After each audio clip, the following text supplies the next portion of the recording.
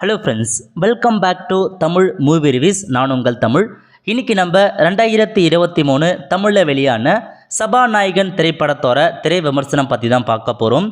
இந்த படத்தை சிஎஸ் கார்த்திகேயன் அவர் தான் டைரக்ட் பண்ணியிருக்காரு.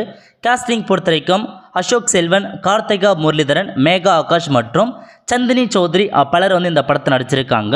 இந்த படத்தோட ஒன்லைன் ஸ்டோரியை பொறுத்த வரைக்கும் கதையோட ஸ்டார்டிங்லேயே வந்து நம்ம கதாநாயகனை வந்து போலீஸ்கிட்ட வந்து பார்த்தா ட்ரங்கடு கேஸில் மாட்டிக்கிறாரு.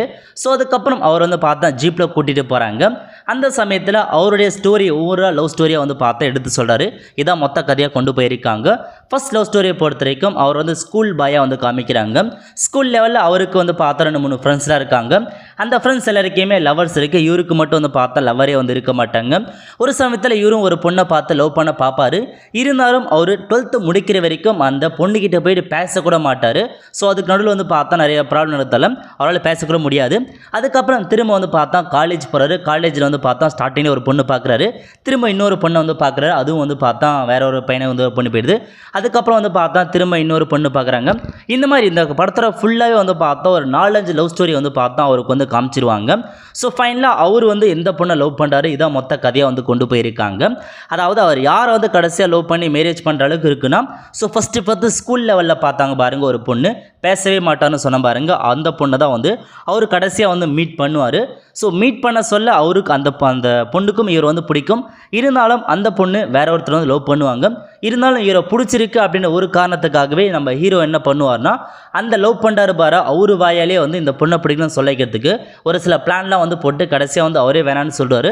அதுக்கப்புறம் இவங்க வந்து பார்த்தா ஒன்று சேருவாங்க. இதான் மொத்த ஸ்டோரி. இந்த படத்தோட பாசிட்டிவும் பொறுத்த வரைக்கும் கண்டிப்பாக ஓரளவுக்கு வந்து பார்த்தா ஒரு டீசெண்டான லவ் ஸ்டோரியை வந்து சொல்லலாம். எக்கச்சக்கமாக ஃபுல் அண்ட் ஃபுல் இந்த படத்தில் எல்லாமே வந்து பார்த்தா ஒரு காமெடி லவ் ஸ்டோரி மட்டும் தான் சொல்லலாம்.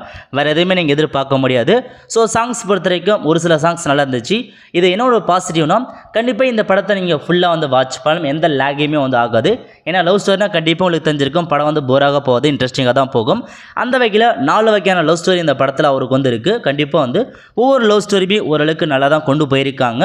இன்னும் என்ன ஒரு குறைனா கதையே இல்லாமல் இந்த படத்தை வந்து எடுத்திருக்காங்க. அதுவும் ஒரு பிரச்சனையாக இருக்குது. படத்தில் சுத்தமாக வந்து பார்த்தா கதையே வந்து கிடையாது. 4 லவ் ஸ்டோரியுமே ½ அன் ஹவருக்கு ஒரு லவ் ஸ்டோரி வச்சுன்னு இந்த படத்தை மொத்தமாக முடிச்சிடறாங்க. இதான் மொத்தம் இதுவே.